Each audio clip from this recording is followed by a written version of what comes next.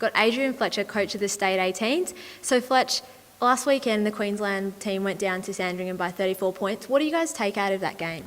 Yeah, look, the most pleasing thing from a coach's point of view is we had 298 possessions and Sandringham had 260 possessions, so we were plus 30 there.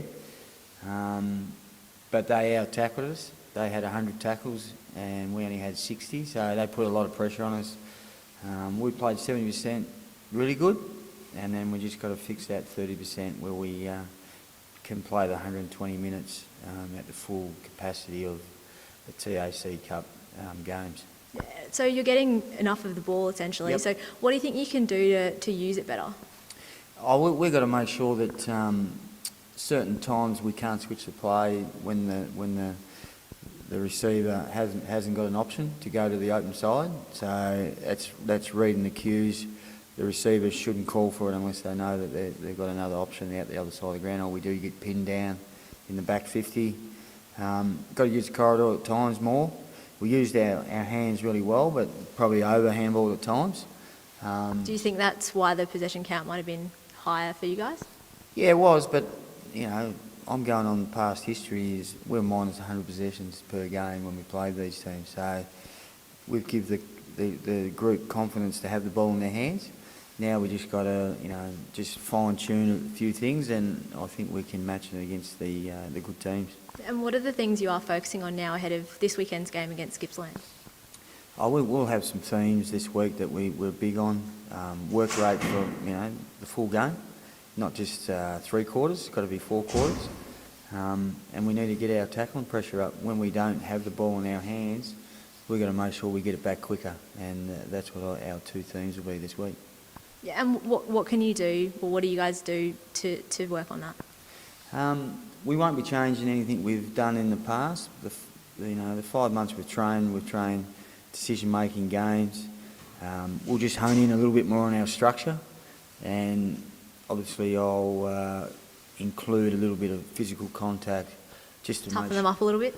We just got to make sure the players understand it's more intent, which is mental capacity, not physical, and it's basically on the day if you're prepared to roll your sleeves up and do the team things. You don't have to have a lot of possessions to be a positive outcome on the day. You've got to, you know, do your thing when it counts, and you can't pick and choose, you know, for footy, and we're trying to teach them to do those behaviours at this level. And who were the guys on the weekend that you thought did show some of that kind of team-oriented play? I thought Matty Ubigang, he stood up. You know, he's a big body player. He's one of our tools. He crunched a couple of packs. He kicked 3-3. He chased down a couple of guys and had a few turnovers. Hayden Patoli-Simmons out in the wing did well. Give us the good width. He owned one side of the ground there for a quarter. He was racking them up. And then Liam Dawson, we put him into the midfield after half time, and we lost Darcy Cameron-Reeves in the first quarter, and he just gives a little bit of physical attributes around the ball, and it got some momentum going our way. Yeah, and you mentioned Darcy Cameron-Reeves had a knee injury, I think. How's that going? Yeah, look, he didn't train on Monday night, but hopefully we'll get him to train Wednesday. It's more, you know, physical contact, not a structural thing. So we're hopeful that he may be able to travel this week and play. Yeah, how important is he to your side, obviously being your captain as well? Oh, he's really important. He's our, you know, hardball get player. He's you know, our leader. We need our leaders to stand up. You know, we've got a group of 5. He's our leader with Lockie Weller through the midfield.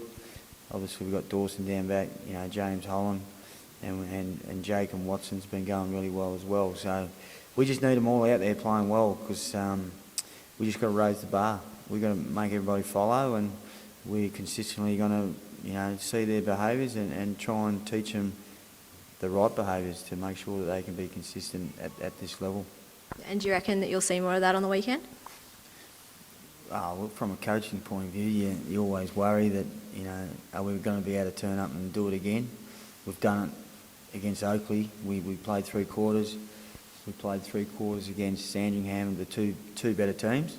Can we play 4 quarters?